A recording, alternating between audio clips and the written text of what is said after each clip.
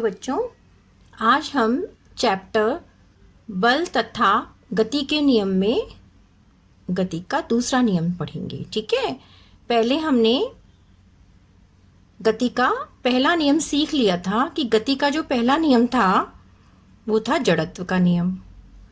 और जड़त्व का नियम क्या कहता है कि कोई भी वस्तु अगर स्थिर अवस्था में है तो वो स्थिर रहेगी और अगर गतिशील अवस्था में है तो वो गतिशील रहेगी, जब तक कि उस पर कोई बाह्य बल ना लगाया जाए। ठीक है, पर अब हम जब गति के दूसरे नियम की बात करते हैं तो हम कुछ पहले प्रैक्टिकल एग्जांपल्स लेंगे। कौन सा नियम? Second law. ओके, दूसरा नियम लेंगे हम यहाँ पर। तो प्रैक्टिकल एग्जांपल में देखिए, जैसे कि माना कोई व्यक्ति है, अगर उसके सर पर हल्की सी टेनिस की गेंद लग जाती है तो क्या होता है? टेनिस की गेंद लगने से थोड़ी चोट तो लगती है, पर लेकिन उसी व्यक्ति को अगर तेज आती फुटबॉल की गेंद लग जाए या फिर क्रिकेट की गेंद लग जाए तो ज़्यादा चोट लगेगी। क्यों? ऐसा होता है ना। ठीक है, तो ये क्यों का कारण हम इस नियम से जानेंगे कि ऐसा क्यों होता है। या फिर आप देखते हैं कि दैनिक जीवन में जैसे कि कोई भी अगर कार या बस खड़ी हुई है तो उस खड़ी हुई कार से कोई टकरा गया तो इतनी दुर्घटना नहीं हुई, लेकिन अगर वही कार या ट्रक थोड़ी गति से चलता हुआ आ रहा है, उससे कोई हिट हो गया तो वो क्या हो जाएगा? उसका एक्सीडेंट हो जाएगा, हो सकता है ज़्यादा उसकी इंजरी भी हो जाए। तो यहाँ पर क्वेश्चन ये आता है कि एक वस्तु जो स्थिर थी उससे वो इतना ज़्यादा हार्म नहीं करती, जो मूव करती हुई चलती वस्तु आती है ज़्यादा हार्म करती है। तो मूव करती हुई वस्तु का मतलब हुआ कि वहाँ पर क्या आ गया? वेग आ गया। ठीक है, इसका मतलब कोई भी दुर्घटना हो रही है, कोई भी इस प्रकार की क्रिया हो रही है तो वहां पर वेग जो है मैटर करेगा। क्लियर? अब और भी एग्जांपल आप देखें कि अगर बंदूक से गोली निकली और वो गोली जो है वो एक व्यक्ति को मार भी सकती है, सब कुछ कर सकती है, डिस्ट्रॉय, जबकि छोटी सी गोली है, तो इसका मतलब क्या है कि वो बहुत स्पीड से आ रही थी, मतलब उसका वेग था। तो बार बार एक चीज वेग आई और साथ साथ वेग के हम वस्तु का द्रव्यमान भी नहीं छोड़ सकते। और जब ये राशियां आती हैं तो हम बात करते हैं बल की, कि बल ज्यादा लगाया तो ज्यादा क्रिया हुई, वेग ज्यादा मिला। ठीक है, तो अधिक बल की आवश्यकता होती है अधिक वेग प्राप्त करने के लिए। ये बात आपको समझ आ रही? जनरल सी बात है ये। तेजी से जब बॉल फेंकी तो जोर से उसके लगी जाकर, हल्की हल्की बॉल आ रही थी तो नहीं लगी, इसका मतलब तेज ज़्यादा बल आपने लगाया, इंक्रीजिंग द फोर्स, तो ज़्यादा उसकी वेलोसिटी आई। ठीक है, फोर्स ज़्यादा, वेलोसिटी ज़्यादा, तो ज़्यादा वो हिट कर गई। फाइन।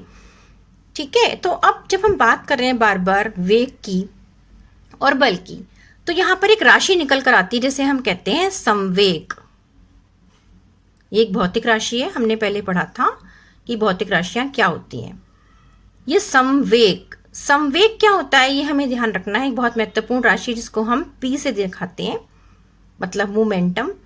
पी जो होता है आपका संवेग, वो होता है किसी भी वस्तु के द्रव्यमान और उसके वेग का गुणनफल।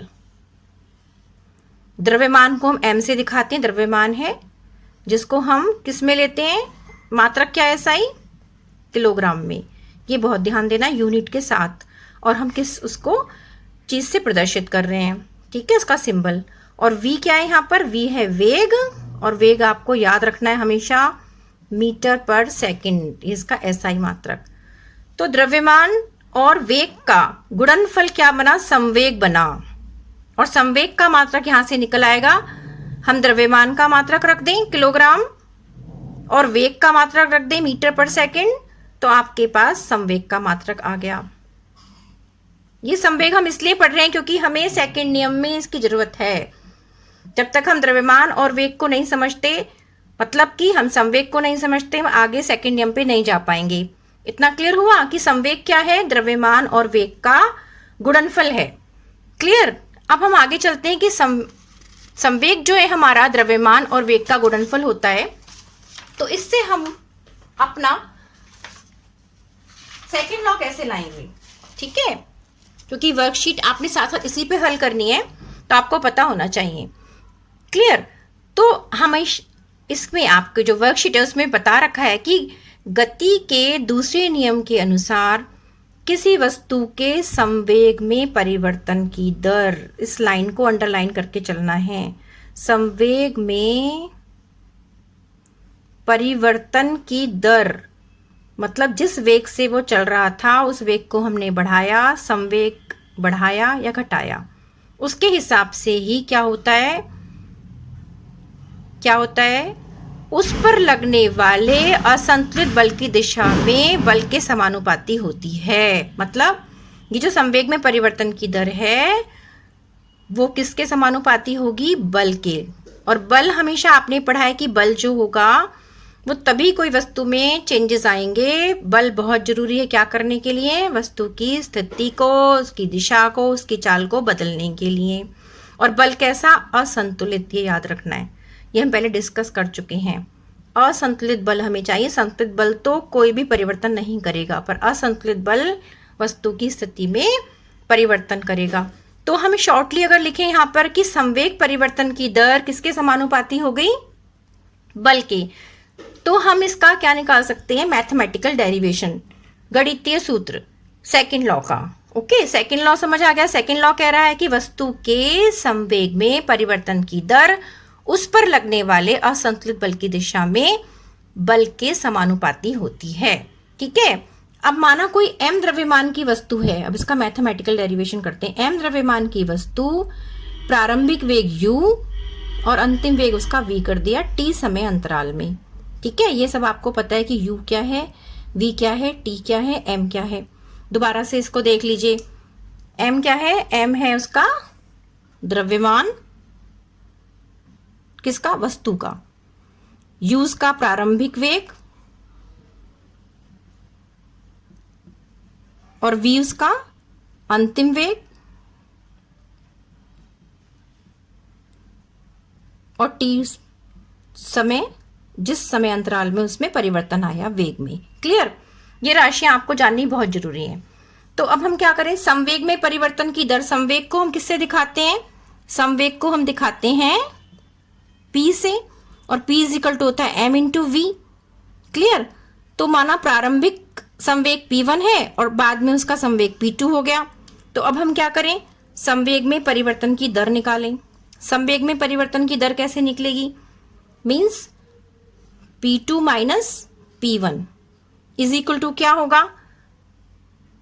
यस, द्रव्यमान गुणा वेग होता है। तो p2 minus p1 mv minus mu। Okay, क्योंकि p2 क्या है? अंतिम वेग वाला संवेग और p1 क्या है? प्रारंभिक वेग वाला संवेग।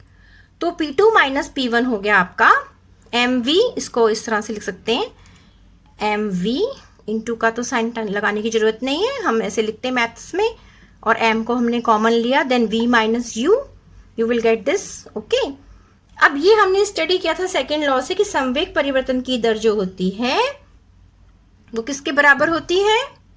संवेग परिवर्तन की दर। तो p2 माइनस p1, संवेग परिवर्तन की दर को रखने के लिए हमें t से डिवाइड करना पड़ेगा। जब भी हम दर निकालते हैं उसमें समय से हम भाग लगाते हैं, वो हो जाएगी mv minus U upon T. बेटा डेरिवेशन को बहुत ध्यान से देख के चलना, क्योंकि ये जब पेपर में आता है तो थोड़ा सा कहीं पर जाके बच्चे ना कंफ्यूज हो जाते हैं। तो ये इसलिए मैं आपको समझा रही हूँ लिखकर, क्योंकि आप एक बार समझ लेंगे तो आगे तक काम आएगा। संवेग परिवर्तन की दर में लिखकर दिखा देती हूँ। संवेग परिवर्तन की दर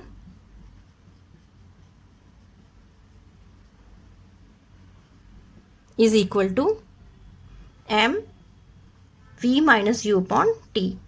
और अकॉर्डिंग टू सेकेंड लॉ उससे हमने क्या पढ़ा है कि संवेग परिवर्तन की दर जो होती है वो असंतुलित बल के समानुपाती होती है। समानुपाती के लिए हम ये साइन लगाते हैं रेसिप्रोकल का, कि समानुपाती का साइन है। मतलब कुछ कंडीशंस होंगी, हवा चल रही है या नहीं चल रही, तापमान क्या है, कुछ फैक्टर्स होते हैं जिसलिए हम बराबर का चिन्ह नहीं लगाते, हम समानुपाती का चिन्ह लगाते हैं। डिटेल में ज़्यादा आप हायर क्लासेस में पढ़ेंगे, अभी आप इतना समझ के चलिए कि जो स्टेप्स मैं बता रही हूँ वो क्लियर हो रहे हैं। F इज proportional to m into V minus U upon T. Now जब भी हम इस समानुपाती के साइन को रिमूव करेंगे, हटाएंगे, तब हम एक कांस्टेंट टर्म रख देंगे, वो कुछ भी हो सकती है वहां पर। कंडीशंस फिजिकल, उसको हम K से दिखाते हैं।